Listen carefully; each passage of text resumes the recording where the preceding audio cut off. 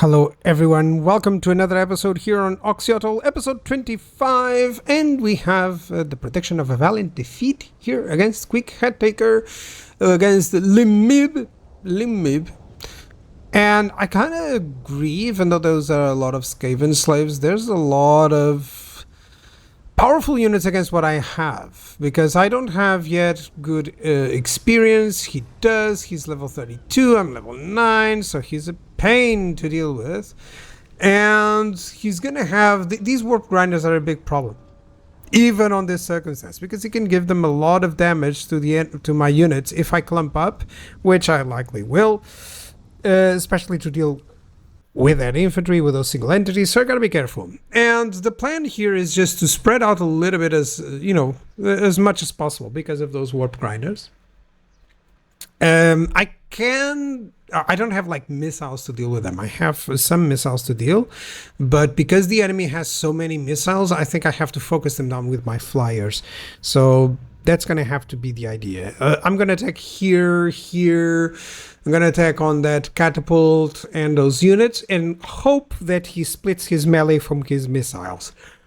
Because then I can, because these guys can deal with whatever missile units they have and the reinforcements, and then they can circle back and attack the enemy and the back.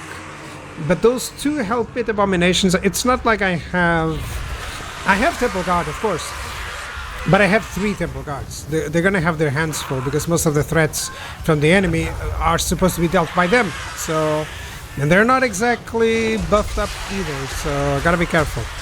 That's another problem with the Lizardman, is the research, the tech tree. It doesn't really help, like, it's too slow to begin with. Even I am having a lot of bonuses for research with items and such, and still too slow. It has too many requirements of building, so it's kind of a problem.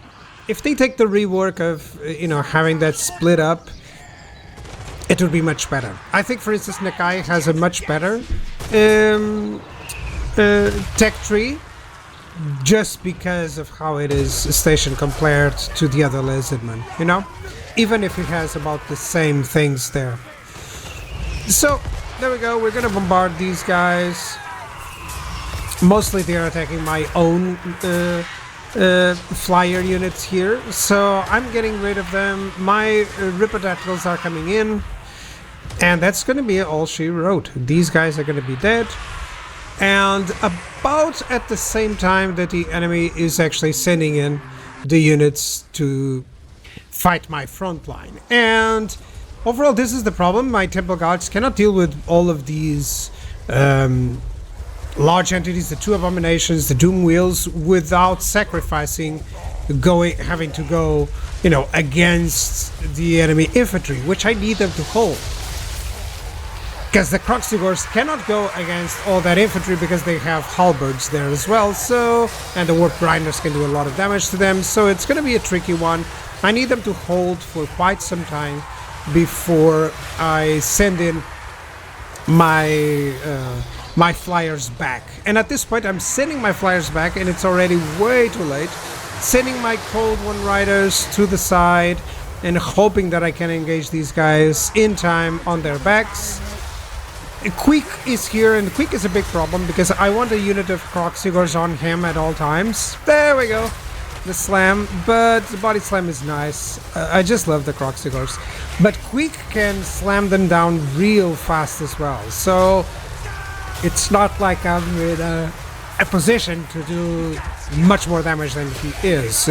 Quick is fighting just exactly where he wants, in the thick of things.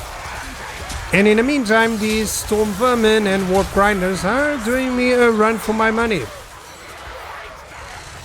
Of course, my units can deal with these guys, but these halberds are gonna wreck my Croxigors. My Temple Guards can fight them one-on-one, it's fine. But it's not like I don't need assistance here from someone, And even the abominations, they managed to rout my anti-large cav. My Croxigors need some help here. I'm sending in my last unit that was back in reserve. I withdraw from the fight with Quick.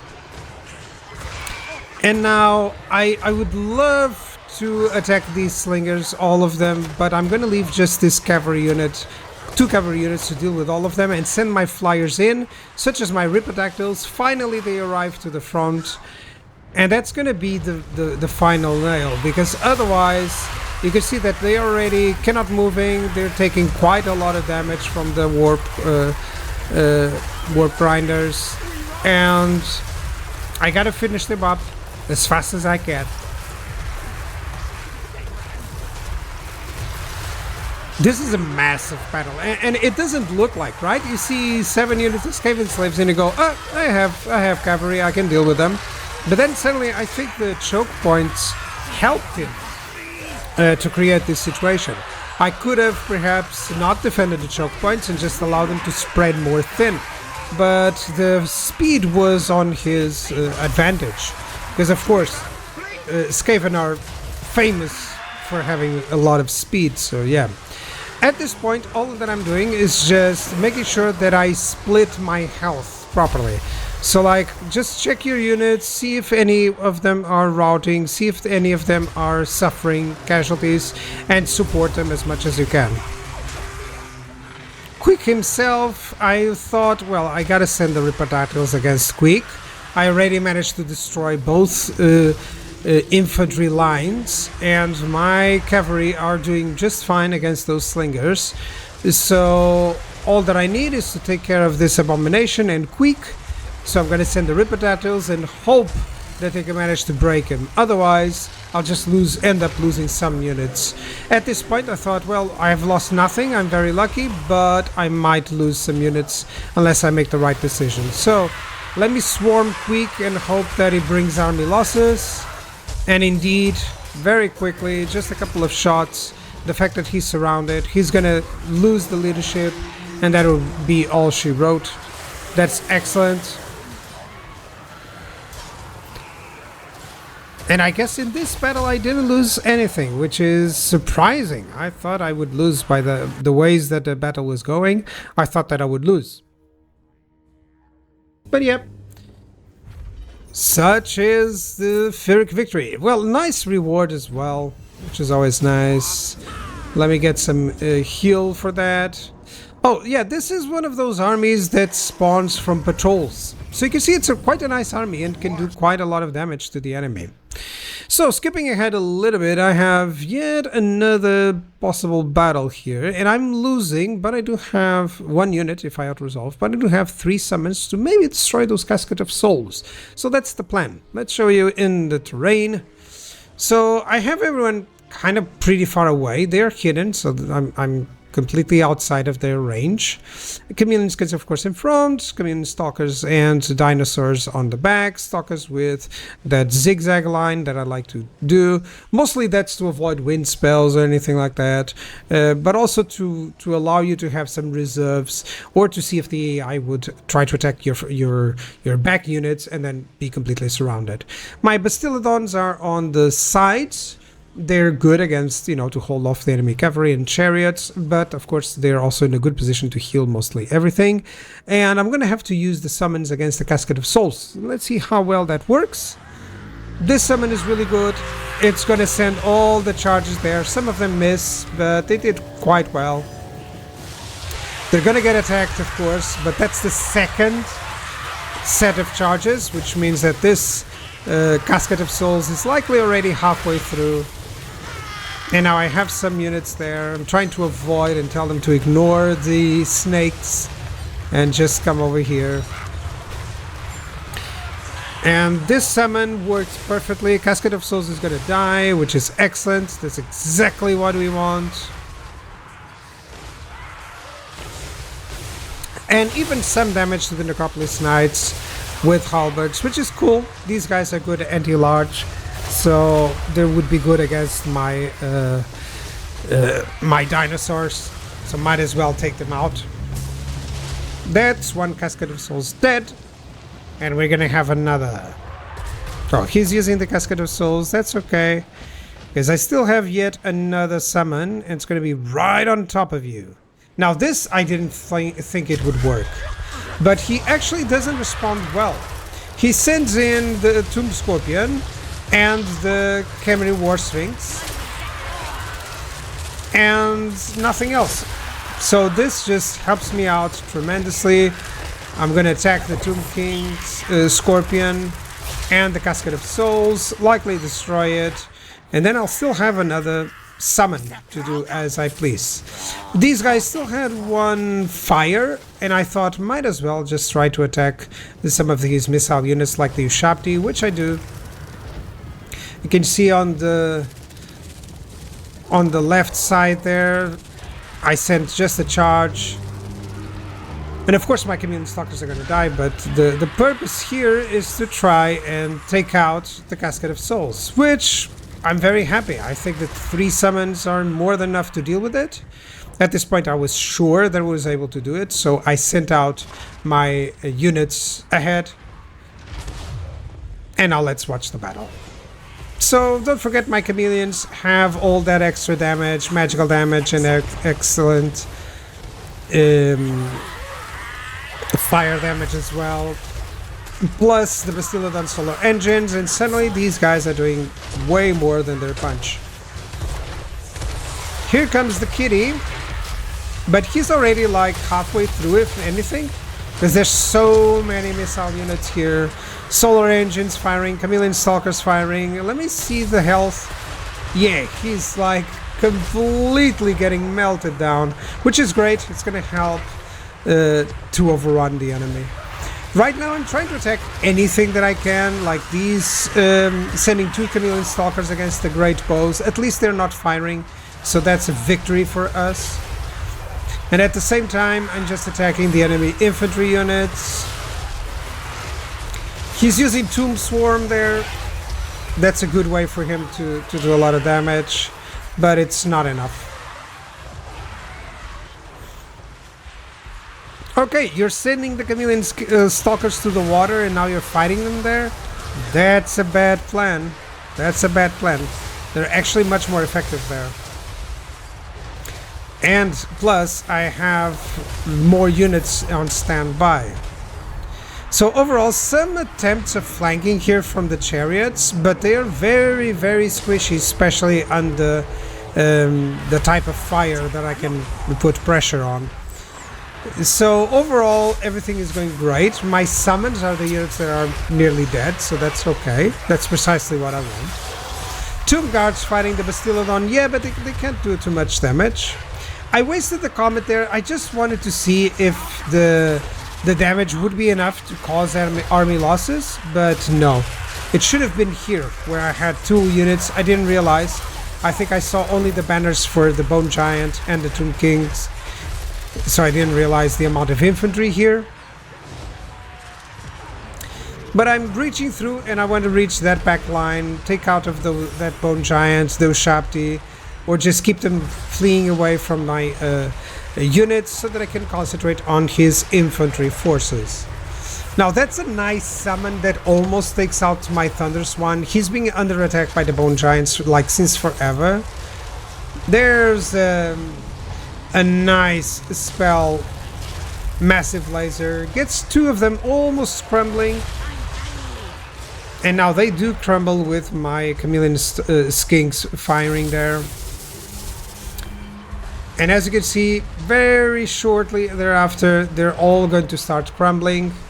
But this wasn't an easy battle, especially in the beginning. If the Casket of Souls, if I didn't have summons, it would be completely different. So yeah, it's one of the things why I love that ability from the Sanctums. Okay, some nice money. And I didn't lose any units.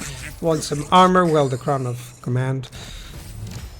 But yep, that's fine. I need to heal up before moving over there. So just heal a little bit. Yeah, there's 14 units. If it was the small one with the 9 units, I think I could fight it and just be fine. But with 14 units, that means there's a garrison there, so... Okay, let's get Mentor. Sequence of geomantic healing, so more replenishment coming over. Not that I would need, so that's the thing. At this point, I thought, yeah, I should have been investing a lot more in redline skills and a lot more in research. so that I could reach those points, you know? But oh well, you know, that's for a next playthrough of, with Lizardman. Or later on, of course, they're going to have a rework already in July, which is great. So yeah, that's going to feel fine. Not in July, in August, if not mistaken. So that's going to be feel fine for me, maybe to do a Tomb Kings campaign after the rework. So yeah, it's time to go Cetra. Yeah, I can get trade with you. That's okay. I know that at one point I'm going to have a lot of... I'm going to have a confederation option. That's fine. And whoever that is, it's already fine. Because it will just give me a lot of territory and a lot of armies. And then some more places to hit and to attack. Likely some landmarks that would reduce a lot of upkeeps and everything like that. Or give me just some more bonuses. Especially Lord recruit skills and Hero recruit skills. I don't have too many. Okay, let's attack Antok. Okay, that would be a close victory, but that's Arkan the Black. And he's got a lot of units. I think I'm just going to wait a little bit, one turn, and see if they would sally out and attack me. And then I'm going to fight the battle. So let's encircle. And at the same time, if he takes some losses, he does. So it's kind of fine. I'm thinking on getting a second army, another army here. Because I have the gold definitely for it. 5,000, it's the exact amount, let's say, of an upkeep army at this point. So what do I want? Something, let me get the third generation of something. Fire? Fire would be nice. Yeah.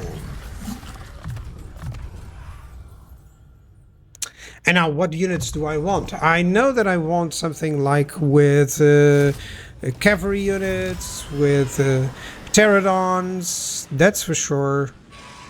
Pterodon riders with fire leech bullets or ripidactyls. I think I kind of need those. And then, what other units could I get? Oh, Ironbreakers. Oh, that was going to be an awesome army, and I can get them.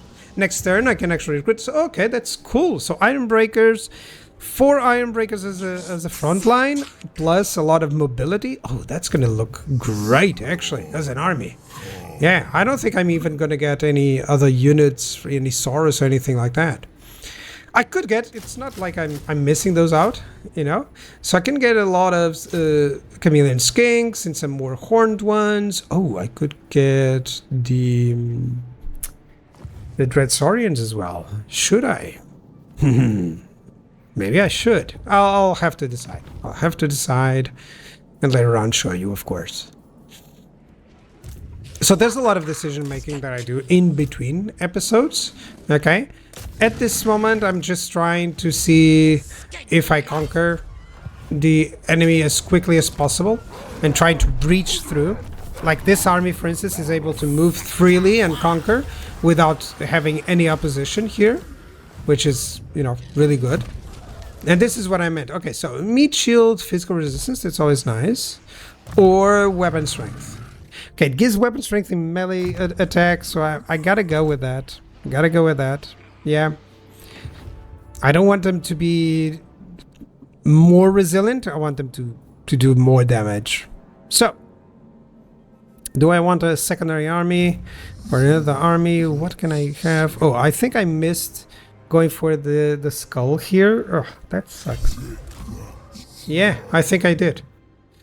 It disappeared. Okay, I'm gonna have to find other doodads, other goodies at sea.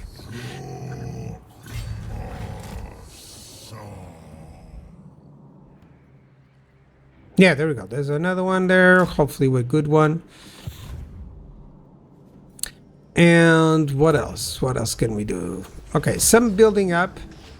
That's for sure. Always go in the late game. Always go to the menus. They help you so much. And all that you need to do is just... Okay, yeah, that's cool. All you need to do is just keep going. Checking what to build, and that's it. It's much faster, much easier, and would allow you to just go and template them very easily, you know? There you go. Suddenly there's a silent sanctum. Okay, that's okay. And now it's in turn. Let me check diplomacy just to be sure. No confederation options yet. It would be amazing. I mean, it's the relative faction strength, which is cool. It's kind of sad that I have the reliability so low. And I have to recover from that. As soon as I recover from that, even a little bit, I'm pretty sure that I'm going to get something. So I could get a trade deal there, but pay 5,000. Oh, please don't. So skipping a little bit. Not too much. Not too much. Already recruited these guys. What else? What else? What else? What else? I recaptured Misty Mountain and now I'm about to take over Lamia. That's alright. Oxyotl is fine. I'm gonna go and capture Gorgazan.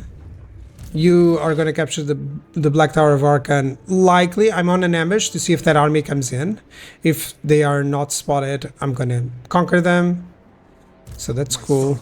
King Meshep. Now, I'm thinking that King Meshep can go and attack over there. So I'm just gonna ambush and see if he falls on an ambush. Or he tries to attack on Arkan.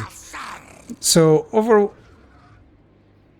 gonna think, yeah, I need to move this guy a little bit closer just to guarantee that there's always some stuff. I need one more settlement for Long Victory. And that'll be here. So I'm gonna achieve Long Victory, that's for sure on this turn. Come on. And that's 119 turns for Long Victory.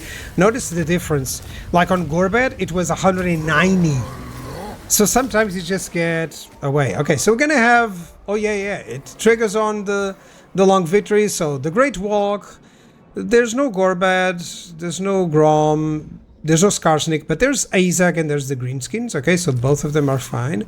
Corruption spreads. So there's two factions. Manfred was destroyed, so I guess that's fine. So there's two factions for that, and then there's the Pyramid Wakes. And this is only in 25 turns. So Long Victory achieved. That's nice, actually. 119 turns. I told you, Oxyotl is one of the best campaigns, actually. Even the way that I play, going with a lot of challenges or just not using Lightning Strike and some cheeses, you can imagine how fast you can do this if you do, you know? So, yeah. Overall, I'm thinking on getting a few more units for this guy, maybe some temple guards and stuff, and just letting it be at that point. But that'll be next episode. Thank you guys for watching. I'll see you guys next time. Bye bye.